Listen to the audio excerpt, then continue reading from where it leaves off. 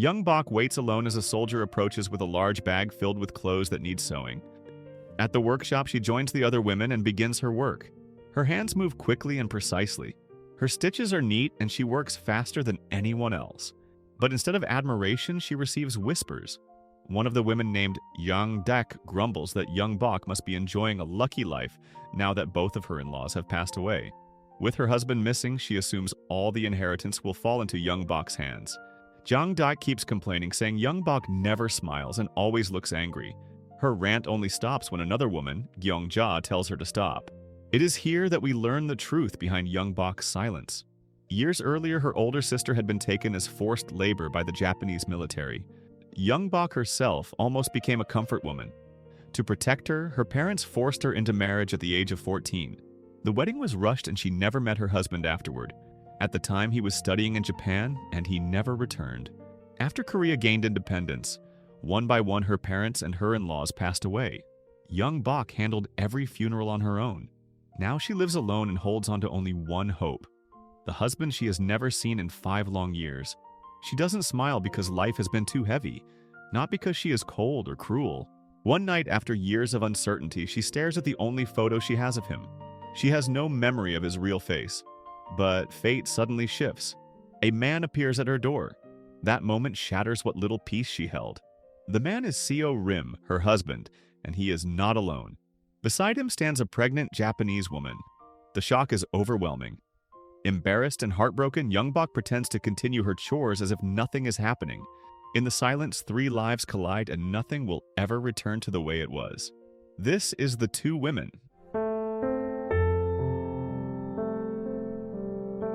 But eventually the truth slips. Young Bok calls Seo Rim her husband. He already knows. And instead of acknowledging her place in his life, he tells her he cannot accept their marriage. He plans to end it and demands that she prepare to leave the house. Hearing this, Young Bok breaks. She refuses to go. She explains that she has spent her entire life caring for his family and this home. She will not throw that away. The next morning, she approaches the other woman. Her name is Sachiko. Young Bok invites her to the chili fields to work. There, Zhang Daik, who once insulted Young Bok, now defends her. She calls Seo Rim a terrible man for returning with another woman. She believes Young Bok has no chance against Sachiko. Suddenly, Sachiko screams after a bug lands on her hand. She panics and yells in Japanese. Young Bok immediately pours water over her and warns her to speak Korean since she is living in Korea.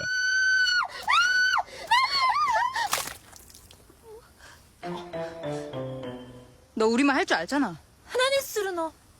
After finishing her work in the fields, Young Bok meets Mr. Kong.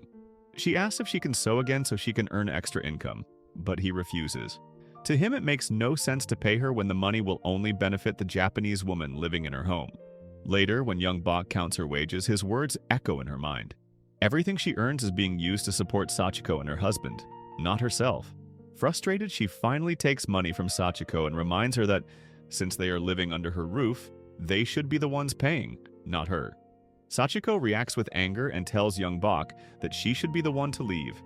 That accusation hits a deep wound.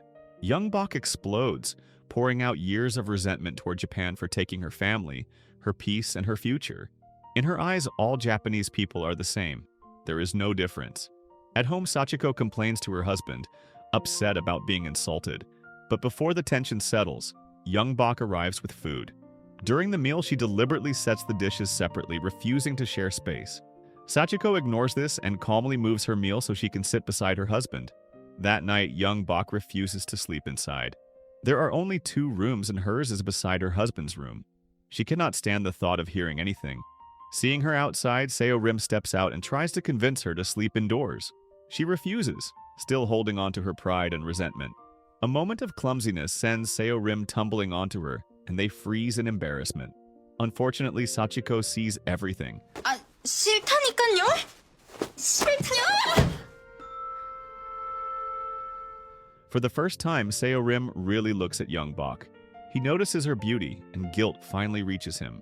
He apologizes for never thanking her for everything she has done for his family.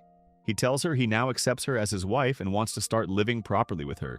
Hearing that, Young Bok becomes flustered and unsure how to react to this sudden shift. The next morning, she confides in Zhang Daik. She admits her heart was pounding the night before. Yang Daik teases her, claiming she might finally be falling in love. Sachiko overhears everything while washing clothes. Lost in her feelings, Young Bok forgets it is raining. When she finally rushes outside to bring in the laundry, she carefully cleans Seo Rim's shoes, but leaves Sachiko's to soak under the rain. The rivalry continues. Seo Rim tries to bring peace by inviting both women to learn how to read and write Korean. They both refuse. Young Bok says she is too busy working.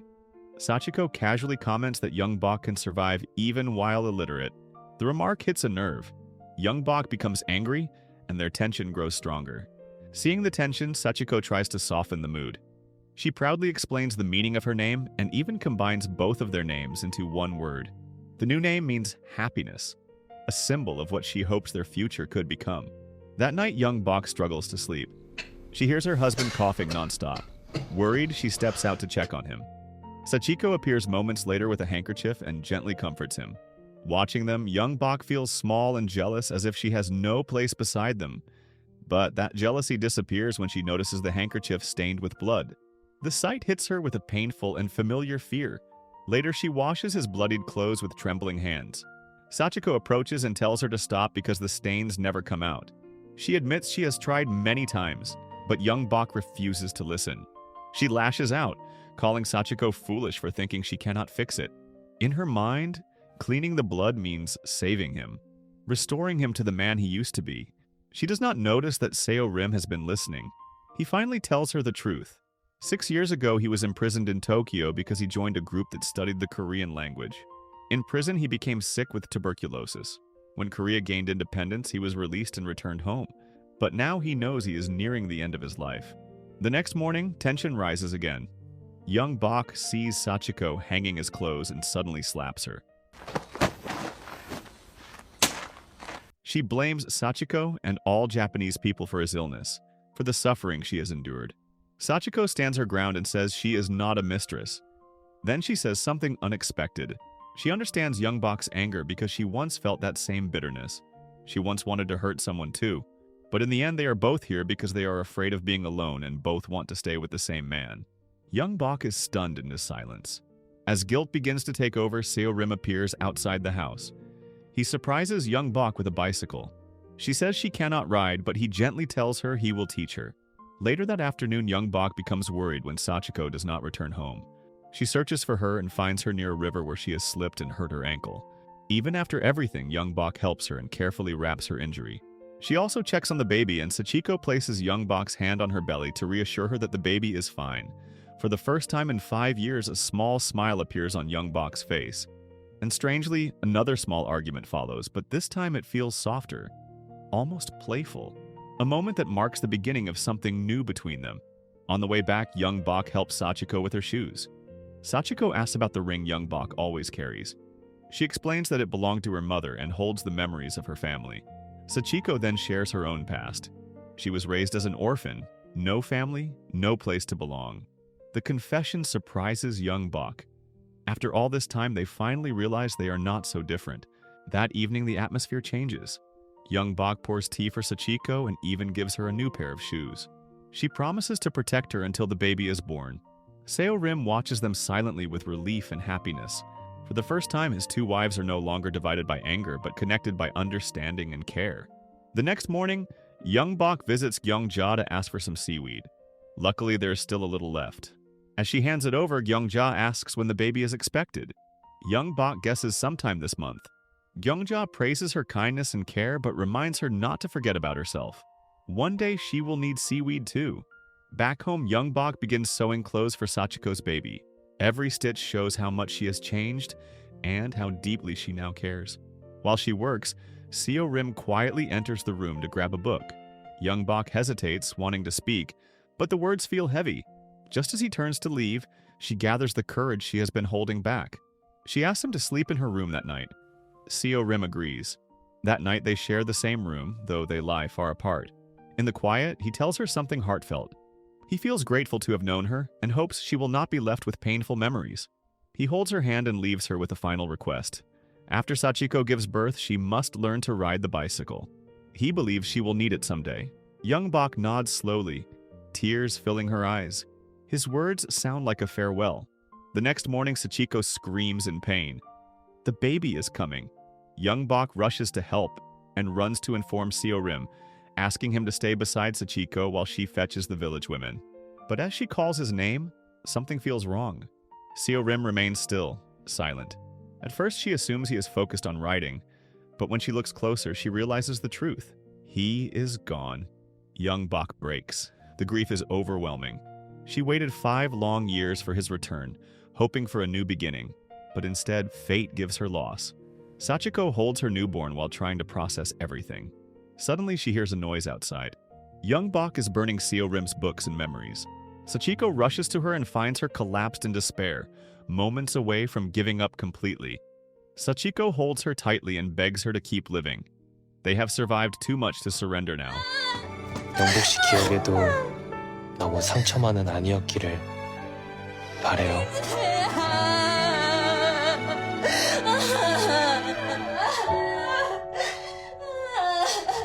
Slowly, time moves forward. Together, they begin learning how to live again. Sachiko teaches Young Bok how to ride the bicycle.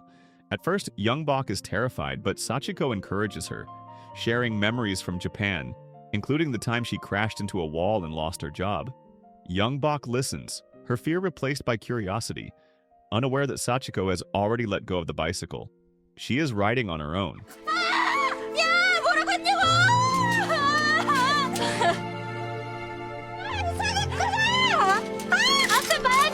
Time passes and life seems calm, but that peace does not last. One day, Gyeongja mentions how strangely quiet the border between North and South Korea has been. The stillness feels unsettling. Then, without warning, a loud explosion shakes the distance. Young Bok senses something is wrong. People around her try to act normal, but the uneasiness lingers. That night, a much stronger blast jolts everyone awake.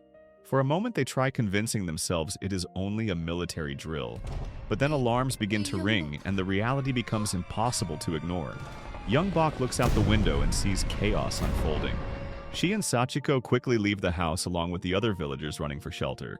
In the middle of fear and confusion, Young Bok returns the hairpin she once took from Sachiko, a small gesture that says everything they cannot speak.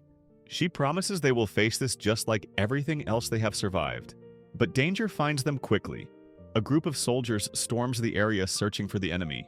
The baby begins to cry and the sound draws attention.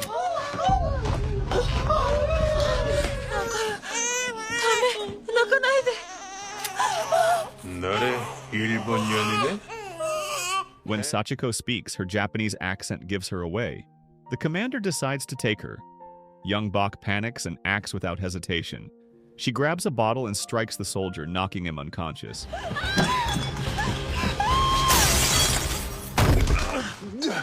She and Sachiko flee. They run through the forest with soldiers close behind. Gunshots echo through the trees. They move carefully, trying not to make noise, but it becomes clear they cannot run together. Young Bok tells Sachiko to take the baby and escape while she distracts the soldiers. Sachiko refuses at first, terrified of losing her. But Young Bok insists. If they stay together, they will all die. She reminds Sachiko of a place they once visited, a tree marked with red and yellow fabric. That will be their meeting point. And if she does not arrive by sunset, Sachiko must return to Japan with the baby. Before leaving, Young Bok calls her something she has never said out loud. She calls her older sister. Then she runs. Not out of fear, but out of love. The soldiers chase her deeper into the woods. She is surrounded. Weapons rise, not because she is Japanese, but because she protected one. A single gunshot ends everything. At the meeting place under the marked tree, Sachiko waits, holding her child and crying. The sun sets. Night falls. Young Bok never returns. Years later, time has changed everything. Sachiko is now an old woman. Beside her sits another woman, also grown. Her daughter. The daughter named after the woman she never met. Young Bok. The daughter asks why her mother seems lost in thought. Is she remembering her husband? But Sachiko is lost in another memory. A memory she has never spoken aloud. The memory of a girl who waited years for love, only to give her life protecting someone she once saw as the enemy, then later as family. Sachiko holds a necklace, the one Young Bok gave her long ago. Her smile is bittersweet. Time has taken everything except the memory of that girl. In her heart, young Bok never truly disappeared. She remains there, forever young, forever brave, forever loved. So, the moral of the story is that sometimes the people we lose are the ones who taught us what love really means, and the most painful goodbyes are the ones where we finally understand we were never alone.